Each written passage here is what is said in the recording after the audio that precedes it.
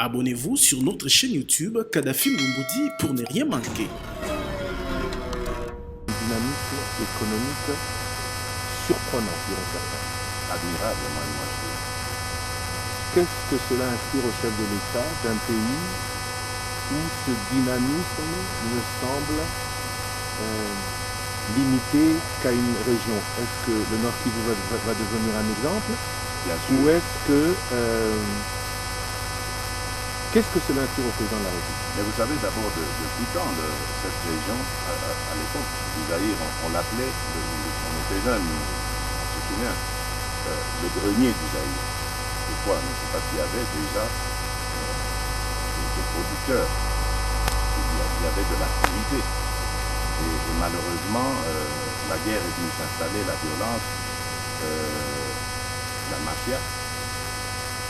Et cela a un peu entaché l'image de cette belle région de notre pays dont nous devons vraiment nous enorgueillir. Mais ça n'a pas, et c'est ça qui est admirable, eu un impact sur l'enthousiasme, sur le sens, l'esprit de créativité qu'il y a ici, l'esprit d'entreprise qu'il y a chez nos compatriotes ici. Et c'est ça qui est admirable et qui décuple ma détermination à leur ramener la paix et la sécurité. Parce que je suis convaincu que si le règne de la paix et la sécurité dans cette partie du pays, le Congo fera un grand bond en avant. C'est vraiment une des parties qui est le moteur de la République. D'ailleurs aussi, Goma peut être le Nord Kivu, j'allais dire, au-delà même du Nord Kivu, je dirais toute cette partie est, nord-est, sud Kivu, Ituri, etc. Si on impulse, si on ramène la paix, la sécurité, on installe les incitants nécessaires pour booster l'esprit d'entreprise, encadrer les investisseurs, les rassurer, on fera un bond considérable.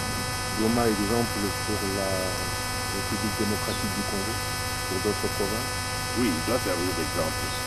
Mais je disais, il n'y a pas... Ce qui est magnifique dans notre pays, c'est que chaque partie a ses spécificités. Et si on met toutes ces parties ensemble, dans la paix, la sécurité, le respect des droits et des libertés, la justice, mais une vraie justice, je crois qu'on va avoir un pays formidable. Pourtant, le Nord Kivu est en état de siège. Parlons de cet état de siège. Est-ce que l'on peut dire que c'est un succès à la date d'aujourd'hui et combien de temps va-t-il durer? Vous êtes très pressé. Très pressé, l'état de siège, ce ne fait que début mai. On va peut-être maintenant, bientôt, là, être à 2 mois de cela. Vous avez 8 ans de zone. Vous demandez au tout de suite. Et c'est assez perturbant pour nous qui gérons les choses. Parce que nous devons faire le point de la situation. Attention, on parle ici de 20 ans de situation de non-État, de 20 ans de violence systématique, de 20 ans de système, de fonctionnement de système mafieux qui a touché plusieurs secteurs et malheureusement aussi les secteurs institutionnels tels que l'armée, tels que certaines autorités du pays, etc. Donc, tout ça, c'est pas à détricoter en 1 ou 2 mois d'état de siège. Vous allez vite en besogne. Mais c'est quoi l'avantage de l'état de siège? Parce que c'est ça qu'il faut regarder. Ça veut dire que si nous avons des administrateurs militaires qui ont la prérogative d'être les yeux et les oreilles du chef de l'État. Et qui ont de l'expérience, parce qu'on n'a pas pris n'importe qui, ce sont des officiers supérieurs de notre armée qui sont outillés, expérimentés, qui connaissent notre armée, son fonctionnement, ses faiblesses et ses qualités. Et donc, en plus de ça, ils vont avoir la tâche administrative de gérer la province. Et comme la mission première, elle est sécuritaire, de ce côté-là, nous pouvons être sûrs que nous venons de renforcer nos capacités de gestion de nos forces de défense. Avec eux, j'ai reçu une tonne d'informations nécessaires pour renforcer les capacités de notre armée, de nos forces de défense, de sécurité, de renseignement. Et le temps que tout ça se mette en place, parce qu'il y a des effectifs à apporter, il y a de la technologie à mettre en place, il y a de la capacité à apporter à nos forces. Tout cela ne va pas se décider en un claquement de doigts. Il faut du temps pour que ça se mette en place. Mais au moins, puisque ces gouverneurs militaires sont là, les opérations ont déjà commencé, d'ailleurs affichent leurs résultats.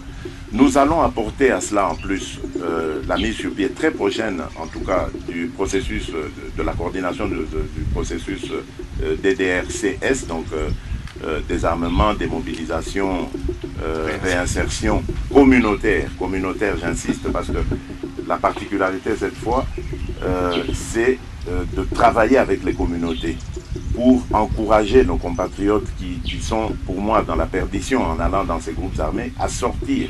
Mais maintenant, ça ne va pas s'arrêter qu'à sortir, il faut les prendre en charge, bien les gérer, les encadrer, les désendoctriner pour les réinsérer davantage dans la société, peut-être avec une qualification qui ferait qu'ils ne seront plus tentés d'aller dans ces aventures et vont se consacrer à la construction de la société dans laquelle ils vont retourner, dans laquelle ils étaient, ils vont retourner.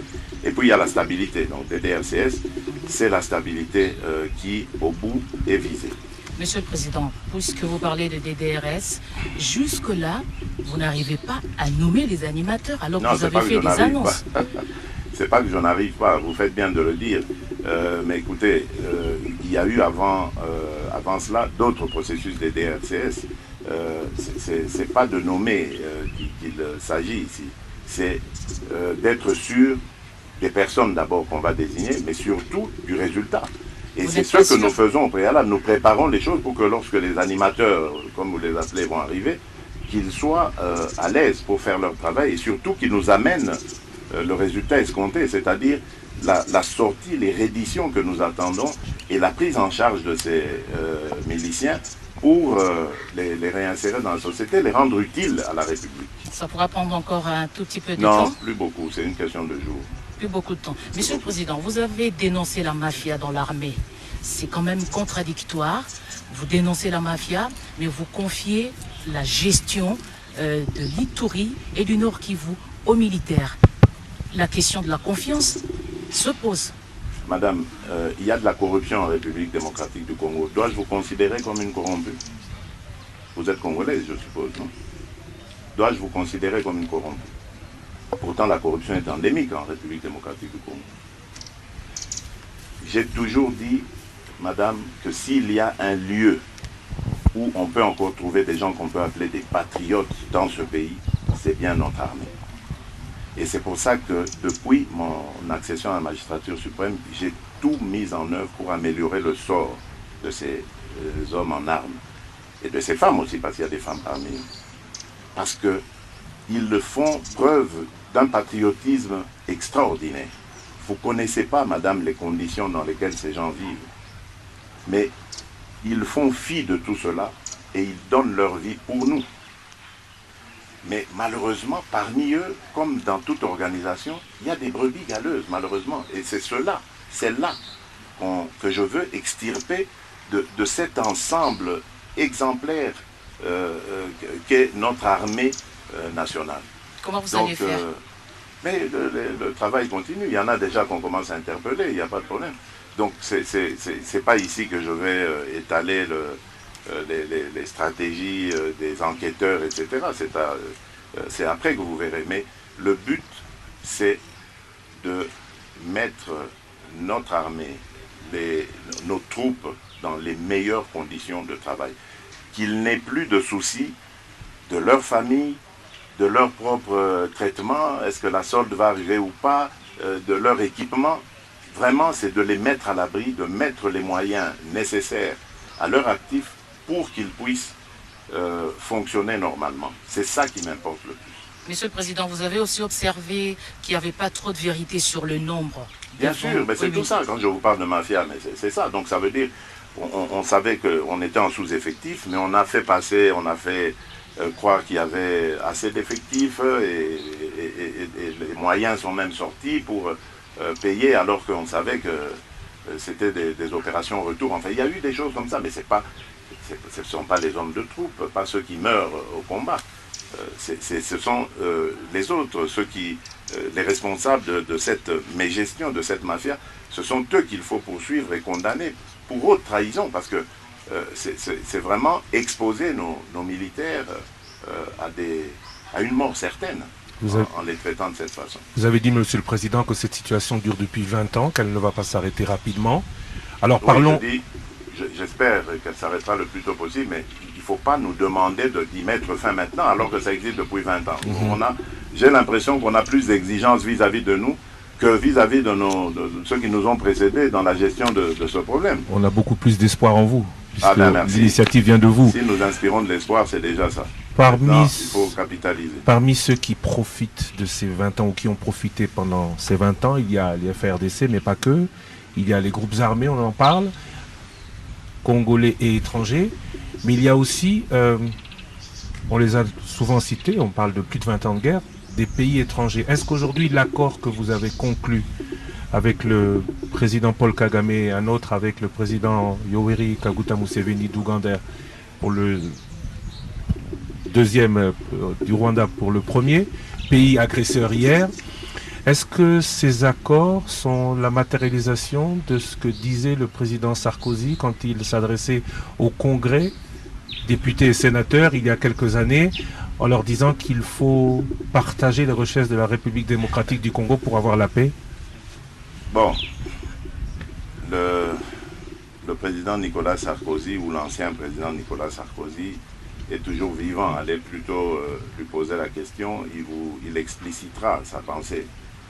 Mais je ne crois pas qu'un homme responsable, il ait pu penser en disant cela que le Congo devait donner des pans de son territoire où se trouvent des ressources minières au Rwanda et à l'Ouganda. De toutes les façons, si c'était ça son vœu, ça ne se ferait pas. Moi, je ne vois pas les choses de cette manière. Moi, je vois les choses en termes de coopération. D'État à État, gouvernement à gouvernement, entité à entité, c'est ça que je veux favoriser. Vous avez parlé d'État agresseur. C'était, je me rappelle, le vocable de l'époque, d'une certaine époque en République démocratique du Congo. On a vécu dans cette situation, cette tension, on va dire, avec ces pays frères, voisins. Et quel est le résultat? On le voit. Toute la partie frontalière, la partie congolaise frontalière à ces pays est malade. Parce que je crois que quelque part, dans ce mano à mano que nous avons mené avec ces pays voisins, ils ont dû aussi développer des réflexes ou des stratégies pour nous combattre, parce qu'on avait annoncé clairement qu'on amènerait la guerre chez eux. Vous n'allez pas dire à quelqu'un, demain je viens chez vous pour vous agresser, et lui il va vous attendre. Non, il va se préparer à y faire face. Donc c'est un peu ça qui s'est passé. On ne va pas juger le passé ni le contexte dans lequel c'est arrivé. Je ne suis pas de ce genre-là. Moi je suis de nature optimiste. J'aime regarder l'avenir. Je me dis, il y a eu beaucoup de mal entre nous. Aujourd'hui, il faut tirer un trait sur le passé et se dire, bon, regardons en face ce qu'il faut faire. Attention, je n'ai pas dit, on ferme le dossier judiciaire, justice. On a plusieurs possibilités de cela, mais moi je crois qu'avant de faire un quelconque procès, ouvrir une quelconque enquête, quoique les enquêtes sont déjà faites, hein, on parle de ce rapport mapping, etc. Il faut d'abord mettre nos populations en sécurité, il faut rétablir l'autorité de l'État ici, il faut rassurer les pays voisins et faire la paix avec eux et discuter justement de ces modalités de réparation. Parce qu'il n'y a pas de pardon sans réparation. Voilà. Mais je ne vois pas comment, en continuant à traiter Paul Kagame ou Yoweri Museveni d'agresseurs, de grands méchants loups, de diables et de tout ce que vous voulez, que je ne vois pas comment on peut réussir à obtenir justice et réparation. Donc il faut à un moment donné savoir tirer un trait sur ça. Je prends l'exemple de l'Allemagne et de la France, qui ont été des ennemis acharnés. Et parfois, l'Alsace passait du côté allemand. Et puis hop, revenait selon les péripéties, les circonstances, pendant des années, des décennies, voire peut-être un siècle. Aujourd'hui, ce sont les meilleurs amis du monde. Et leur couple forme le moteur de l'Union européenne. Certains vous diront peut-être parce que l'Allemagne a perdu devant la France. Est-ce qu'aujourd'hui, on ne négocie pas avec l'Europe? L'Allemagne n'avait pas perdu devant la France. La deuxième coalition, guerre. Oui, il y a eu une coalition de forces qui ont fait plier l'Allemagne. Mais d'autres allaient peut-être se dire, bon, on fait profil bas, on attend le moment où on reprendra des forces et puis on repart à l'abordage. Ce n'est pas arrivé. Aujourd'hui, on peut juger ce qu'on veut, mais ils ont compris qu'il ne faut plus jamais de guerre. Et vous verrez sur l'espace européen, économique européen, il n'y aura jamais plus de guerre. Eux, ils l'ont compris. La guerre, elle est très mauvaise. La guerre, elle est nocive pour tout secteur de la vie d'un pays, d'une nation. Et donc, moi, je me dis, c'est fini ça. La rancune, la haine, ça ne sert à rien. Laissons à nos générations futures cet esprit d'entreprise, de fraternité, de coopération, plutôt que de leur inoculer cet élément de haine vis-à-vis des Rwandais, des futurs Rwandais qui ne leur auront rien fait. Donc ils vont naître comme ça, on leur met dans la tête, il faut haïr le Rwandais, il faut haïr l'Ougandais, alors que celui-là ne lui a rien fait, et vice-versa. Donc je crois qu'il faut savoir tirer un trait sur tout ça, et se dire, regardons ce qu'il y a de positif à faire. Et aujourd'hui, je m'en réjouis parce que nous avons, c'est vrai, c'est encore balbutiant, c'est des petits projets. Il y a le projet de route Kassindi, Beni, Butembo, et plus tard peut-être Goma.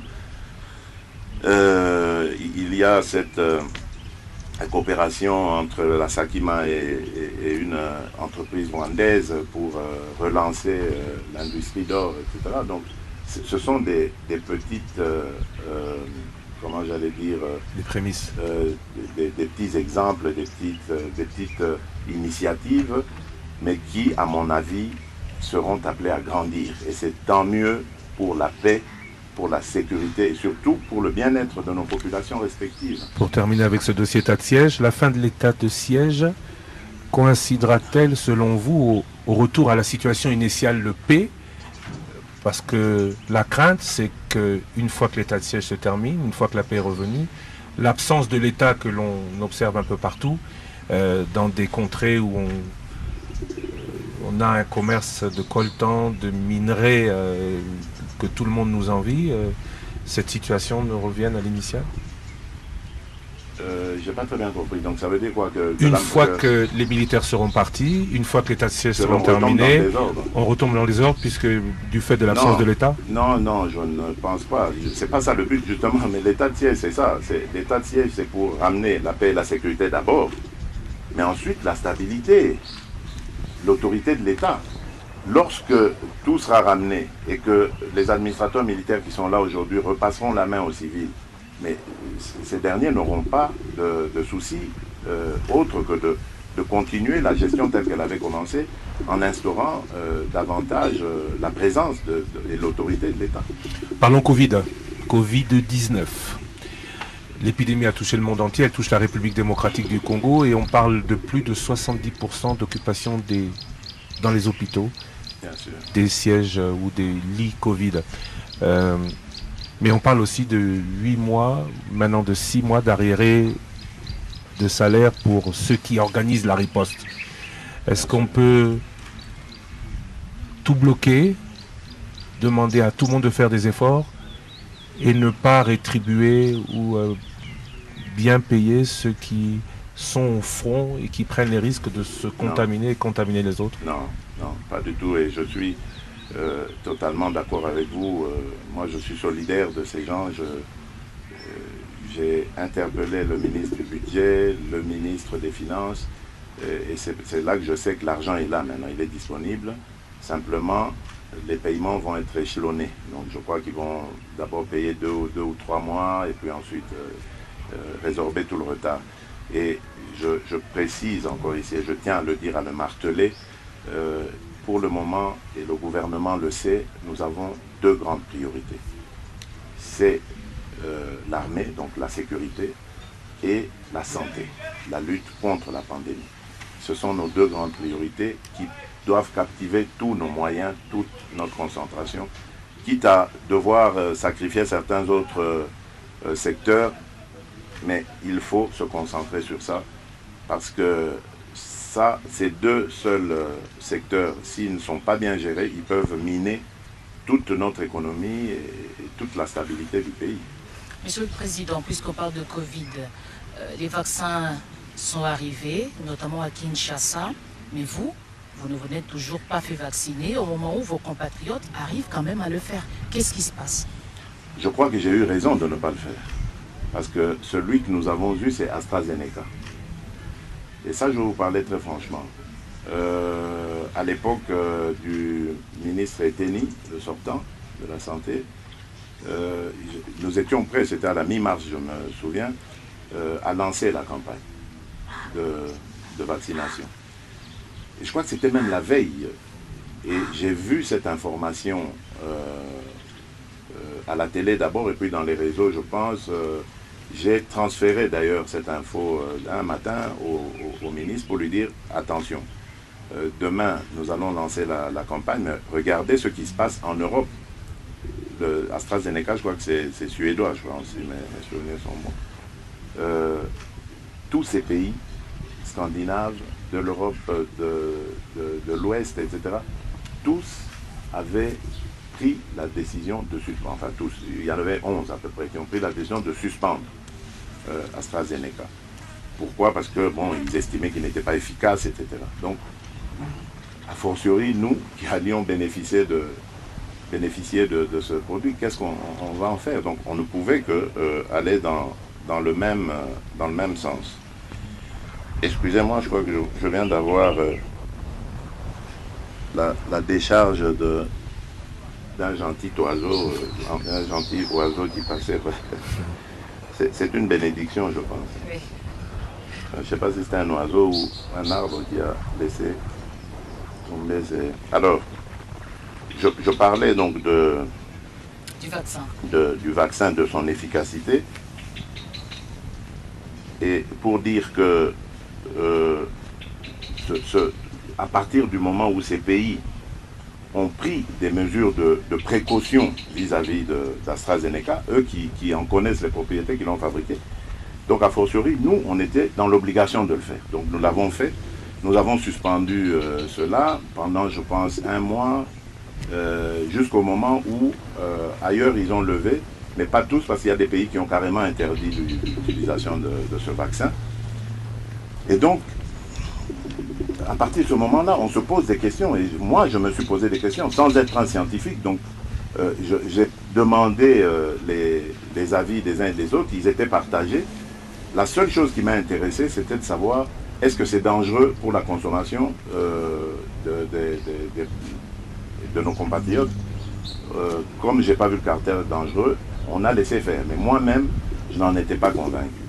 Aujourd'hui, il y a d'autres vaccins beaucoup plus efficaces, en tout cas ils l'ont démontré, et qui vont arriver à la mi-juillet, en tout cas au courant de ce mois. Et là, je l'ai dit, vous verrez, je me présenterai, je me ferai vacciner, il n'y a pas de problème. Et je n'ai pas eu tort, je le disais tout à l'heure à propos d'AstraZeneca, parce que même en parlant avec mon homologue rwandais, au Rwanda, il y a eu 4 décès. 4 décès de personnes qui étaient vaccinées 2 fois d'AstraZeneca et qui ont recontracté le virus et malheureusement en sont décédés. 4. Donc ça veut dire qu'il y a un problème avec ce vaccin. Ce sont des cas qu'on n'a pas vus ailleurs. je ne veux pas faire la publicité des produits ici, mais je pense que c'était ça plus le problème qui m'a un peu retenu. Et voilà, donc c'était pas une arnaque pour dire aux gens, vous faites ce que je ne fais pas, non, pas du tout. Les prochains vaccins qui arriveront, vous verrez, mon épouse et moi, nous ferons vacciner. Les enfants aussi, s'ils veulent, hein, parce que le Covid-19, c'est la gratuité des soins garantie par le gouvernement. Le responsable de la riposte a avoué lui-même, le professeur Mouyembe pour le citer, qu'il a dû payer au moins 3 000 $ pour se faire soigner.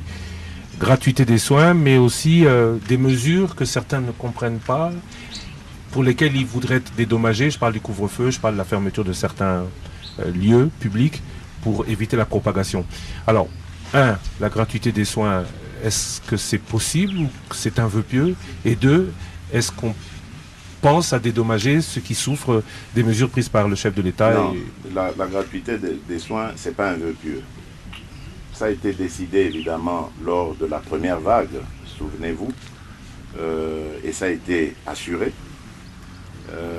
Et même lorsqu'il y a eu la seconde vague, qui a commencé un peu vers la fin de l'année 2020 et jusqu'autour du mois de mars, nous avons également pu gérer la situation. Mais il y a eu une troisième vague, un petit peu imprévue, et qui est arrivée assez rapidement aussi. Donc il nous a pris à dépourvu quelque part. Donc nous avons évidemment dû parer au plus pressé, mais ne vous en faites pas, notre objectif, c'est de garantir l'accès aux soins, aux vaccins à tout le monde. Et d'ailleurs, on ira beaucoup plus loin. Je l'ai déjà demandé au Premier ministre, j'attends des résultats de sa part. Vous savez qu'un hôpital comme celui du Cinquantenaire a une capacité au moins d'accueil de 1000 lits. Non, actuellement, donc en plus de ce qui, je pense, de 800 lits. Mais n'est pas utilisé. Mais qui ne sont pas utilisés. Pourquoi? Voilà. Mais sûrement parce que l'État doit de l'argent sur les exercices passés où cet hôpital a dû faire des efforts, a dû prendre sur son propre budget, etc. Donc c'est là que j'ai dit au Premier ministre de regarder ce qu'il y a à faire, de dédommager ou de combler le vide qu'il y a, combler le manque à gagner de cet hôpital, et ensuite de permettre à celui-ci d'avoir le rendement qu'il faut. Et si nous ouvrons cet hôpital à la population, nous pourrons quand même gérer cette situation. Donc c'est possible de le faire. Ne soyons pas alarmistes. Je comprends la situation actuelle. Et je vous l'ai dit, elle est arrivée de manière brusque. Je crois que ça nous a pris un peu au dépourvu. Mais il faut très vite se relever et y faire face. Il ne nous reste qu'une dizaine de minutes. Alors on va aller beaucoup plus rapidement dans les autres sujets. Parlons social, gratuité de l'enseignement, on aurait pu s'y installer. Salaire des enseignants, qualité des enseignements, malheureusement ce sera difficile. Le peuple d'abord. C'était un slogan, celui de votre parti, d'origine, l'UDPS. Aujourd'hui, beaucoup se plaignent que cela prend du temps à se réaliser dans les faits. Alors, à quand le mieux-être de cette population, tant vantée par le candidat Félix Tshisekedi pendant la campagne? Vous savez, je vous le disais tout à l'heure, je dis, mais c'est quand même incroyable ce qu'on nous fait, mais vous m'avez répondu, c'est parce que nous suscitons de l'espoir, mais tant mieux. Je crois que c'est quand même un procès injuste qu'on nous fait. En arrivant au pouvoir, partout au monde, il n'y a aucun régime ou gouvernement ou que sais-je, président de la République, qui en arrivant a eu une baguette magique qui du jour au lendemain a changé le sort de sa population. Je ne veux pas revenir sur le passé parce que moi je n'aime pas faire le procès de mes prédécesseurs. Je ne vais pas le faire. Mais ce pays n'a pas, tout ce que je peux dire, c'est que ce pays n'a pas commencé à mal aller avec l'arrivée de Félix Tshisekedi à sa tête. Ça n'a pas commencé à mal aller quand je suis arrivé. Mais beaucoup en espéraient tout de suite mieux. En arrivant, j'ai trouvé une montagne de problèmes que j'essaye de résoudre. Ce principe de la gratuité est inscrit dans notre Constitution. Pourquoi est-ce qu'elle n'a pas été appliquée? Mais moi, j'arrive avec les moyens du bord que je trouve, je prends la décision de l'appliquer. Et le résultat, c'est qu'il y a au moins 4 millions d'enfants qui étaient hors parcours scolaire qui reviennent. Et c'était tellement formidable que nous avons été dépassés par le succès de cette mesure. Les classes surabondées, etc. Donc, mais bref, l'essentiel, c'était de reprendre toute cette jeunesse, de l'encadrer, de la mettre dans un parcours scolaire. Donc, ce sont des efforts. Aujourd'hui, nous sommes en train de travailler sur la même chose, la gratuité de la santé, avec l'initiative de l'assurance santé universelle, pour que demain, tout Congolais, quel que soit son portefeuille, puisse avoir accès aux soins de santé. Mais ce sont des efforts, qui ne se concrétisent pas en un jour. Il faut de l'argent, il faut des structures, il faut de la réflexion pour ça. Il faut de la gestion par la suite. Donc ça doit se mettre en place. Mais je comprends, vous avez dit, nous suscitons de l'espoir, tant mieux, Dieu merci. Mais attention que ces gens qui espèrent beaucoup en nous ne nous étouffent pas par leurs attentes. Nous connaissons leurs attentes, qui nous laissent le temps de déployer ces attentes. Il y avait dans ce problème, et il y a toujours des problèmes politiques, il y avait des problèmes institutionnels, de fonctionnement des institutions. Il y avait des problèmes de sécurité, il y en a toujours, je dis. Donc, ce sont tous des éléments qu'il faut régler pour qu'un pays soit mis sur de bons rails et puisse prospérer. Monsieur le Président, le dernier Conseil des ministres a décidé de baisser le prix, notamment des denrées de certains biens de première consommation, mais nous avons vu la réaction virulente de l'AFEC. Qu'est-ce qui se passe? Il se passe que c'est une lutte d'intérêt. Ils n'ont pas été consultés. Ce n'est pas vrai. Le ministre de l'économie, que j'apprécie d'ailleurs dans ses efforts et que je soutiens totalement, a adressé à plusieurs reprises des invitations à ces opérateurs économiques qui parfois les ont ignorés ou des fois envoyé des personnes qui ne pouvaient pas, des représentants qui ne pouvaient pas prendre de décision. Le ministre s'est retrouvé à un moment donné coincé. Il devait prendre une solution, une décision. Et je crois qu'il a bien fait de prendre cette décision parce que ça a fait réagir l'AFEC. Et donc ça l'oblige maintenant à venir à table et à discuter. Et c'est ce que j'encourage, moi. Il faut discuter. Parce que les uns sont les opérateurs économiques, ils regardent leurs intérêts, sont des privés, ils ne sont pas là pour nos beaux yeux, ils sont là pour faire des affaires, pour prospérer. Et d'ailleurs, moi aussi je les encourage et je ferai tout pour les aider à prospérer. Mais attention, ils sont les partenaires de l'État. Et l'État est là pour garantir le bien-être des populations. Et donc, à ce moment-là, ils doivent se mettre autour d'une table et discuter avec l'État pour l'intérêt de la population. Parce que c'est celui-là que nous cherchons. Ce sont les Congolais qui nous ont mis là et qui attendent des résultats. On venait d'en parler là tout à l'heure. Donc, nous devons absolument tout mettre en œuvre pour soulager, tant soit peu, le quotidien de nos compatriotes. C'est ça que nous poursuivons comme objectif. Il ne nous reste que 4 minutes. Nous rappelle la production. Je vous en rajoute 10 ou 15 si vous voulez. Avec votre autorisation, voilà. Françoise Il ne faut pas qu'on vous mette sous pression. Hein. Merci, Monsieur le Président. On n'est pas sous pression. Alors, généralement, à pareille circonstance, à la faveur du 30 juin, vous avez eu accordé des grâces à certains prisonniers, notamment ceux du procès de 100 jours. Cette année, vous comptez répéter ça? Oui, bien sûr, mais j'attends les propositions. C'est la ministre de la Justice qui doit me les faire. Je ne connais pas tous les cas. C'est elle, la spécialiste, c'est elle qui me les transmettra. Puisqu'on parle de certains cas. Oui, certains cas, justement, il y en a d'autres comme Vital Caméré. Il peut espérer obtenir une mesure de grâce de votre part. Vous pensez que c'est ici que je vais répondre à cette question? Vital Caméré, c'est mon frère. Je suis totalement désolé de ce qui lui arrive, affecté aussi. Je ne l'ai pas voulu, contrairement à certains dires mal intentionnés. Je ne l'ai pas voulu. Dès le départ de cette affaire, je vous rappelle d'ailleurs, c'est au sein d'un conseil de ministres que c'était parti à l'époque du Premier ministre Ilunkamba. C'est lui d'ailleurs qui avait sorti le problème ouvertement en séance. Puis le ministre de la Justice de l'époque a renchéri en disant, Monsieur le Président, ce que vient de dire le Premier ministre ne vaut même pas une instruction de votre part. Dès demain, je saisis la justice.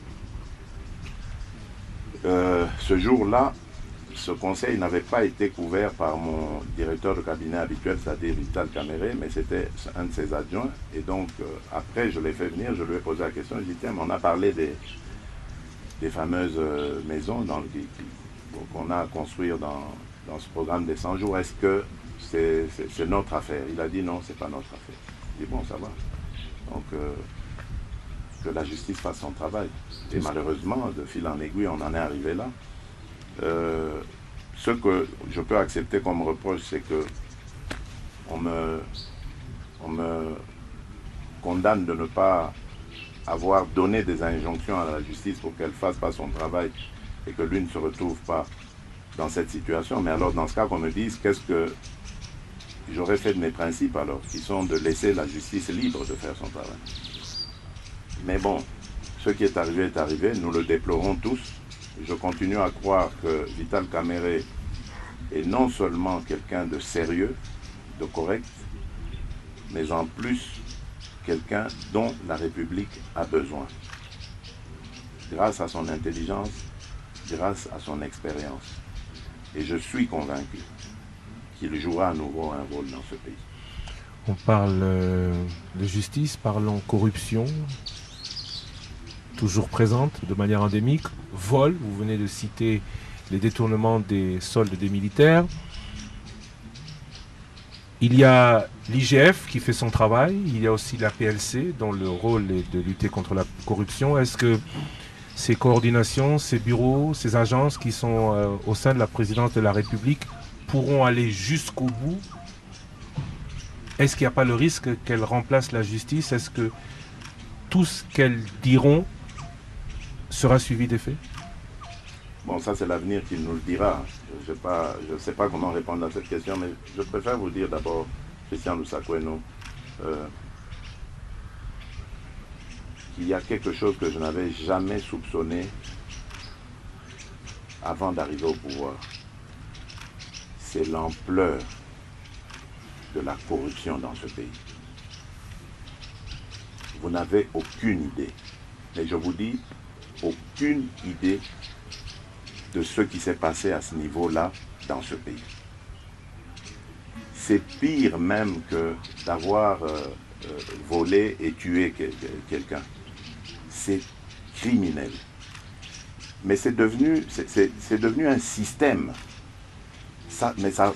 Quand vous découvrez ça, ça vous rend malade. Vous ne pouvez pas imaginer que des êtres humains peuvent être méchants à ce point. Aussi prédateurs. Parce que bon, je me souviens à l'époque du défunt maréchal Mobutu, on lui prêtait des propos qu'il aurait dit, mais mais je serais vraiment tenté de faire pareil, de dire pareil. C'est incroyable cette méchanceté. Aucun amour pour son pays. Donc, vous savez, vous pouvez avoir une responsabilité, vous vous dites, ben bon, après moi, il y aura des successeurs, et puis j'ai des enfants, et mes enfants, quand j'aurai disparu, eux vont rester dans ce pays, ils doivent vivre. Mais vous laissez quoi à vos enfants quand vous pillez ce pays de cette manière? Non, c'est incroyable. C'est pour ça que je vous dis, c'est l'avenir qui nous dira, parce que elle est terrible, cette corruption. Je vous donne juste un exemple, la justice. J'ai fait des réformes. J'ai mis de nouvelles personnes, enfin, que j'ai trouvées, mais bon, en se renseignant, voilà, j'avais des preuves de leur probité, etc. Je ne dis pas, je ne les remets pas en cause, mais je dis, je pensais qu'elles allaient m'aider à impulser une nouvelle dynamique au sein de la justice pour la rendre vraiment ce moteur de l'état de droit, ce pilier de l'état de droit que j'attends, et ce redresseur de tort que je veux voir pour qu'il mette fin complètement à cette corruption. Mais rien à faire. La corruption continue d'exister dans la justice. Et les failles continuent aussi. Ça fait que malheureusement, on n'a pas encore le résultat escompté. Et donc vous voyez, ce n'est qu'un exemple parmi tant d'autres pour vous montrer que, bon, il y a un problème. Peut-être qu'il y a des efforts à fournir de la part des autorités dans le sens où on doit peut-être mieux rémunérer ces gens pour les empêcher d'avoir cette boulimie à vouloir régler les problèmes de leur manière. Et là, je fais vraiment allusion au dossier qui concerne les titres fonciers, etc. Mais il y a des scandales. On va jusqu'à s'en prendre même à des ambassades, des propriétés qui appartiennent à des ambassades étrangères. L'ambassade du Burundi notamment. Par exemple, mais il y en a d'autres, Chine, Nigeria, il y a eu des... Vous voyez des titres fonciers, parcellaires qui ont été fabriqués. Enfin, mais c'est une... Mais comment vous, incroyable, mais comment vous expliquez si le mal est si profond, Monsieur le Président, comment vous expliquez qu'à la date d'aujourd'hui, on n'est pas encore entendu de nouvelles condamnations, de nouveaux procès, que ces gens-là circulent toujours. Voilà, très bien. Mais c'est tout ça. Moi aussi, je vous ai dit, moi, malheureusement, enfin, moi, je ne m'immisce pas dans ce qu'il y a. Je constate. Je ne suis pas juge. Je n'ai pas à leur dire ce qu'ils doivent faire. Je ne sais pas leur dire ça. C'est eux qui sont mieux qualifiés, plus expertisés que moi pour le faire. Donc, c'est eux qui doivent. Mais moi, je pose ces problèmes. Ces questions, je les pose en disant, mais c'est pas normal. Et d'ailleurs, même quand on arrête des gens, parce que bon, je vois, il y a eu quelques sensations, des gens arrêtés, condamnés. Mais où est le produit de la corruption ou du vol? Pourquoi est-ce qu'on ne reprend pas cela? Pourquoi est-ce qu'on ne le voit pas? On condamne quelqu'un parce que, admettons, il a volé 20 millions. Ok, mais où sont les 20 millions? Même s'ils ont été transformés en biens matériels. Mais il faut saisir ce bien matériel parce que c'est un bien mal acquis. Mais on ne le voit pas. Donc, il y a un problème dans notre justice. Il n'y a pas de restitution. Et tant que la justice ne fonctionnera pas comme nous y attendons, mais les résultats, tout le reste en pâtira. Bravo à l'IGF parce qu'elle commence quelque part à faire un peu le travail de la justice. Bravo à l'APLC qui a eu quelques problèmes de démarrage, mais maintenant je pense que ça va aller.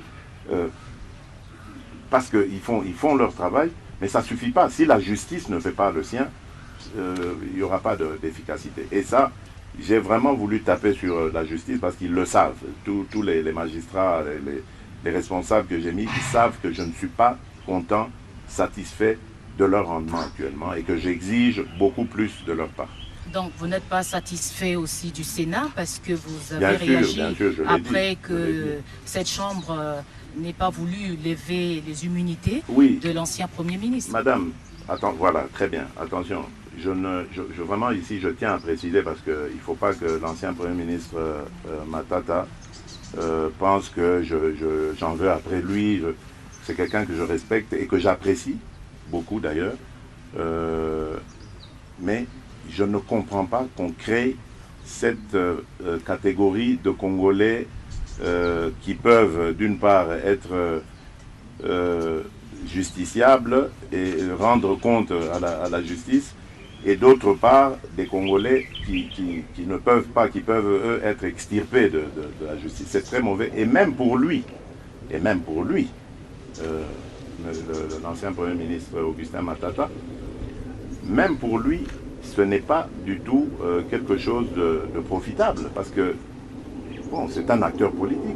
Demain, il aura peut-être... C'est pas une chasse à la sorcière, Monsieur le Président. Pas du tout, je ne peux jamais souhaiter ça. J'ai toujours dit, il faut que la justice fasse son travail. Et il ne faut jamais compter sur moi pour que j'aille m'immiscer. Posez la question, vous êtes des journalistes, d'ailleurs, il vous arrive de faire des investigations, ou allez poser la question aux juges, ils vous le diront. Il y a eu dans mon entourage, et il y a sûrement même encore, des gens qui ont tenté d'aller, et je le dis ici, là je crois qu'on m'entendra, qui ont tenté d'aller influencer des juges, etc. Je le sais. J'ai dit aux juges, le prochain qui vient, parce qu'il ne vient pas de ma part, arrêtez-le pour trafic d'influence. Faites-le. Ça ne me gênera absolument pas. Parce que je veux que la justice soit indépendante. Et surtout qu'elle soit ce bras séculier que j'attends moi qui va nous aider pour instaurer l'état de droit. Monsieur le Président, à Kinshasa et un peu partout dans le pays, on parle des cadeaux que vous allez faire aux députés pour avoir renversé la majorité qui ne correspond pas aux résultats des urnes et qui ont fait de vous président de la République et qui ont défini la majorité, Monsieur le Président. C'est votre cadeau? D'ailleurs, réfléchissez bien. Vous verrez que ce problème ou ce pseudo-scandale est intervenu au moment où on parlait du problème des cartes de crédit à la Banque centrale, utilisées sur le Trésor, n'est-ce pas? Et donc ça a arrangé beaucoup de gens de faire plus de bruit avec cette affaire pour étouffer l'autre. C'est simplement ça. Et c'est pour ça que je disais tout à l'heure, ça me faisait rire, etc. Mais comment voulez-vous corrompre 500 députés? Parce que notre Assemblée nationale fait 500 députés. C'est 500 véhicules qui ont été commandés. Donc ça veut dire que même l'opposition aussi, alors je vais la corrompre. Ça n'a pas de sens. Souvenez-vous, au moment où nous construisions cette union sacrée, j'avais reçu les députés de l'Assemblée nationale. Et dans notre discussion, je leur ai dit, écoutez, les amis, moi je ne suis pas votre autorité morale. Déjà, oubliez ça. Moi, je veux une discussion d'égal à égal avec vous. Vous êtes les représentants de notre peuple. Vous devez faire votre travail comme il se doit. Et moi, mon rôle sera de vous mettre dans les meilleures conditions. Quelles sont, selon vous, les meilleures conditions pour que vous fassiez votre travail? C'est-à-dire que vous soyez à l'écoute du peuple, que vous rameniez ces revendications du peuple, que vous rameniez les réalisations ou les non-réalisations du gouvernement dans vos circonscriptions respectives, pour que l'on sache travailler en symbiose pour l'intérêt de notre peuple. Ils ont cité une série de revendications, parmi lesquelles il y avait des véhicules. Il y a parmi ces députés, si vous ne le savez pas, je vous l'informe, notamment ceux venus pour la plupart ceux venus de l'intérieur du pays, qui n'ont même pas de moyens de transport à Kinshasa. Or, ils doivent faire le travail de député.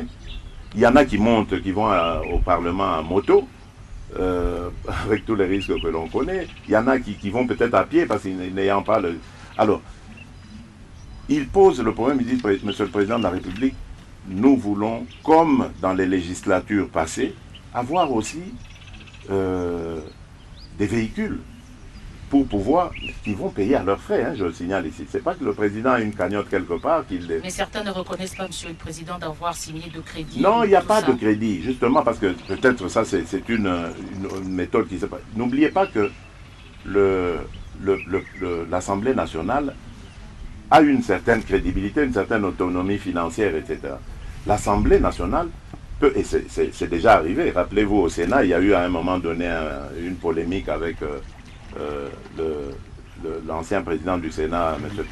Alexis Tambo Mwamba, qui avait fait faire des travaux, contracté des crédits pour faire des travaux. Mais voilà, c'est des choses comme ça qui arrivent. Donc maintenant qu'on pose la question, qu'on n'accuse pas directement de corruption, l'Assemblée nationale, avec son bureau, son président, ont tout à fait le droit de prendre langue avec des opérateurs économiques, des vendeurs d'automobiles, pour voir comment, ensemble, ils peuvent faire les montages financiers qu'il faut afin de fournir ces véhicules. Ce que j'avais fait, moi, c'était de dire, oui, je suis d'accord avec vous, pour optimiser votre rendement, eh bien, vous allez avoir des véhicules. Mais on ne va même pas s'arrêter là, on va continuer. Je l'ai même dit d'ailleurs dans mes discours à la nation. Nous allons renforcer le rôle de nos représentants nationaux en leur allouant, à chaque fois qu'ils vont en vacances parlementaires, un budget à chacun des députés pour que, quand ils rentrent dans sa circonscription, ils puissent avoir les moyens de se mouvoir, d'aller auprès des populations, de poser même certains actes, comme on le voit sous d'autres cieux, avec un budget. Mais pourquoi on ne parle pas de ça? Pourquoi là on ne dit pas que c'est de la corruption? Parce que je plaide aussi pour ça. Et s'il y a des moyens dans les caisses de l'État, je plaide pour qu'on leur donne certains moyens, qu'ils puissent faire leur travail. Parce que c'est ça que je veux. Je ne veux pas d'une chambre d'enregistrement. Moi, je veux d'une chambre de représentants. Des gens qui vont parler au nom de la population. D'ailleurs, une des preuves, rappelez-vous, il y a eu un débat j'ai vu des gens qui se gaussaient de ce qui était arrivé.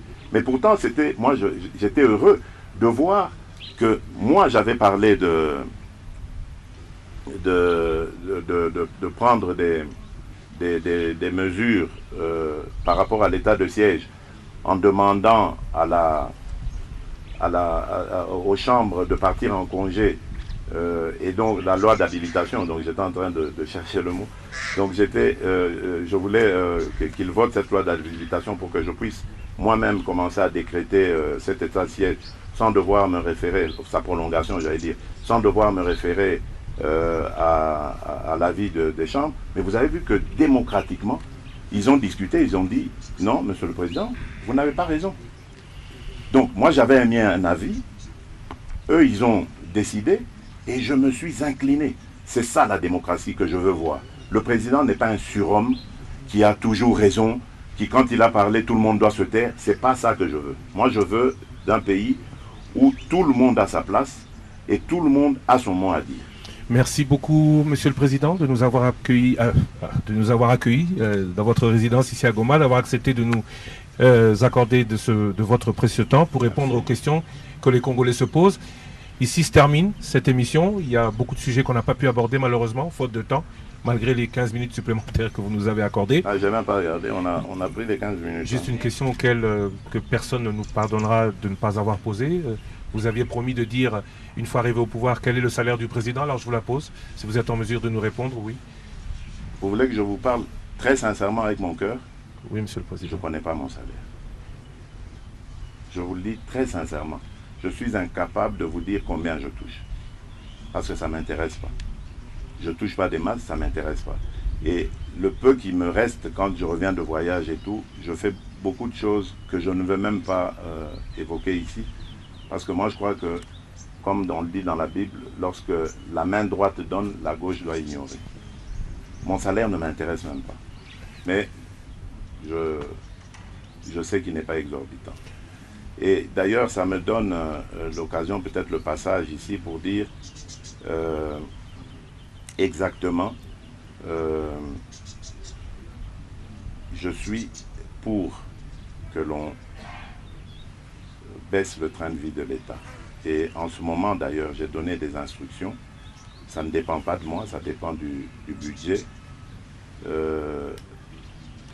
On est en train de travailler très sérieusement à cela. Et à ce moment-là, je reviendrai pour vous dire exactement, au centime près du franc congolais, ce qu'est mon salaire. On a parlé tout à l'heure d'espoir que vous suscitez, que vous avez suscité, que votre élection, que votre arrivée au pouvoir a suscité. Vous avez récemment évoqué cet espoir et déclaré que si vous n'êtes pas en mesure d'accomplir tout ce que vous avez promis en 5 ans, vous briguerez un nouveau mandat. Alors, ces élections 2023, on en parle beaucoup. Auront-elles lieu à terme ou pas? C'est une autre question. Mais est-ce que vous pensez être candidat à ce moment-là à un deuxième mandat? Bon, ici, je veux qu'on soit très clair. Parce que j'ai vu une certaine polémique qui voulait s'installer à une question qu'on m'avait posée d'un de vos confrères sur mon intention de me repositionner en 2023. Mais écoutez, je crois que cela dépendra de la volonté de la population d'abord. Ça, c'est la première des choses. Ce sont nos concitoyens, nos compatriotes qui décident de notre propre sort. Voilà. Actuellement, nous venons de composer une coalition, une union d'intention, de bonne volonté, que nous avons baptisée Union sacrée de la nation pour répondre aux problèmes du pays. Cette union n'est pas une plateforme politique ni électorale. C'est une, comme j'ai dit, union de bonnes intentions et de bonne volonté pour avancer le pays, répondre aux attentes les plus pressantes de la population, comme la paix, la sécurité, comme on a parlé ici de l'amélioration du quotidien, du pouvoir d'achat de nos compatriotes, et bien d'autres choses qui peuvent tout de suite être prises en charge. Et cela en attendant que le mandat se termine et qu'on revienne de nouveau devant le peuple pour susciter ou solliciter, j'allais dire, d'autres ou son suffrage. Et donc, en attendant d'arriver là, nous devons nous consacrer à notre mission, nous concentrer sur notre travail.